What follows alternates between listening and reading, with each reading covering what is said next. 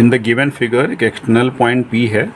तो इस क्वेश्चन में पहले हम एक पॉइंट P ले लेते हैं और उस पॉइंट P से सर्कल के ऊपर हम दो टेंजेंट्स को ड्रॉ करते हैं।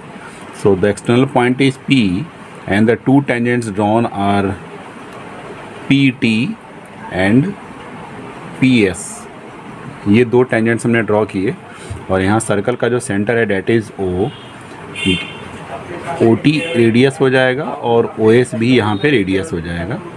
दोनों का रेडियस अगर हम ये जो दोनों रेडियस हैं अगर इनको हम स्मॉल r मान लेते हैं जैसा क्वेश्चन में दे रखा है तो OT is also equal to R and OS is also is equal to R। फिर यहाँ पे ये भी गिवन है कि जो हमारा PO है, PO इस पूरे की जो लेंथ है वो कितनी है 2R है। तो जब PO पूरा हमारा 2R है, अगर PO is equal to 2R, अब इसमें अगर मैं इसको यहाँ पे इस पॉइंट को अगर मैं Q लिख दूँ तो OQ जो हमारा है वो R के बराबर हो जाता है। तो OQ अगर R है तो PQ भी क्या हो जाएगा, R हो जाएगा। ठीक है। अब यहाँ से क्वेश्चन में कहता है कि अगर मैं TS को एक स्ट्रेट लाइन से जोड़ देता हूँ, ज्वाइन कर देता हूँ, तो हमें प्रूफ करना है कि एंगल OTS यानी कि ये वाला एंगल और ये वाला एंगल, ये दोनों एंगल जो हैं 30 डिग्री के इक्वल हैं। अब यहाँ पे अगर इस क्वेश्चन को हम देखें तो ये OT is the radius R और यहाँ पे जो पूरा OP है ये कितना है 2R, और जो ये जो टेंजेंट और रेडियस के बीच का जो एंगल होता है that is equal to 90 degree. तो अगर मैं इसको रीड्रॉ करूँ अलग से यहाँ पे थोड़ा क्वेश्चन को समझने के लिए, तो यहाँ पे हमें कुछ इस तरह से मिलता है कि ट्रायंगल OPT, ये जो पूरा ट्रायंगल है ये एक राइट एंगल ट्रायंगल है जिसमें कि जो एंगल PTO है ये PTO किसके इक्वल है, 90 डिग्री के इक्वल है।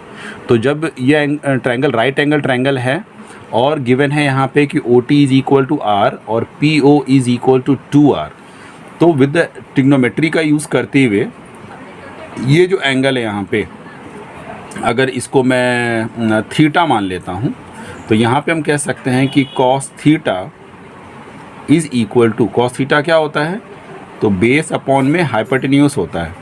तो यहाँ पे इस थीटा के लिए बेस हमारा क्या हो गया OT और हाइपोटेन्यूस क्या होती है 90 डिग्री के सामने वाली साइड, तो ये हमारा क्या हो गया OP।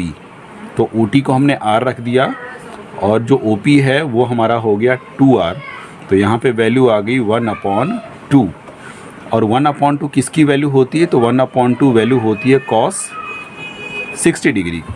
तो डैट मीन्स यहाँ पे जो ये थीटा है, theta is equal to 60 degree. तो ये थीटा कितना हो गया 60 डिग्री के इक्वल हो गया। तो जब थीटा 60 डिग्री के इक्वल हो गया तो अब यहाँ पे जो ये पूरा एंगल है, ये वाला एंगल प्लस ये दोनों एंगल्स को अगर सम कर दें तो ये जो पूरा एंगल है that will be equal to 120 degree. तो इसको हम लिखेंगे angle TOS is equal to angle TOQ plus angle SOQ। ये दोनों ही एंगल 60-60 के इक्वल हैं, तो इसको हमने 60-60 के इक्वल कर दिया तो पूरा सम हमारा आ गया 120 डिग्री। अब ट्रायंगल TOS को हम रीड्रॉ करते हैं यहाँ पे। तो यहाँ पे हमने ड्रॉ कर दिया TOS। नाउ अभी हमने जो कैलकुलेशन करी हैं उसके अकॉर्डिंग ये जो एंगल TOS है that is equal to 120 degree. अच्छा, हम जानते हैं कि TO भी रेडियस R के बराबर है और OS भी रेडियस R के बराबर है। दैट मीन्स कि OT is equal to OS। तो अगर ऐसा है is equal to radius R, तो अगर ऐसा है तो ये ट्रायंगल हमारा कैसा हो गया, आइसोसेलेस ट्रायंगल हो गया। अब ट्रायंगल अगर आइसोसेलेस ट्रायंगल है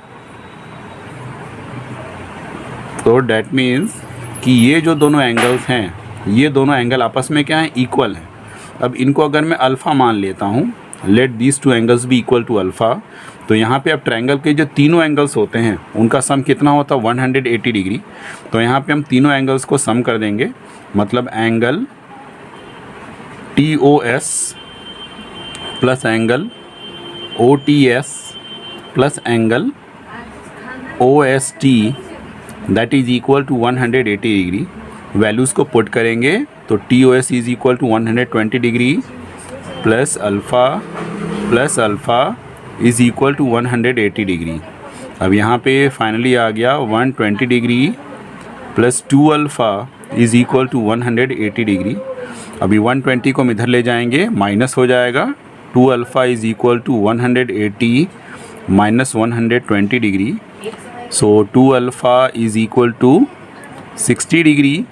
hence alpha is equal to 60 upon 2 that is equal to 30 degree.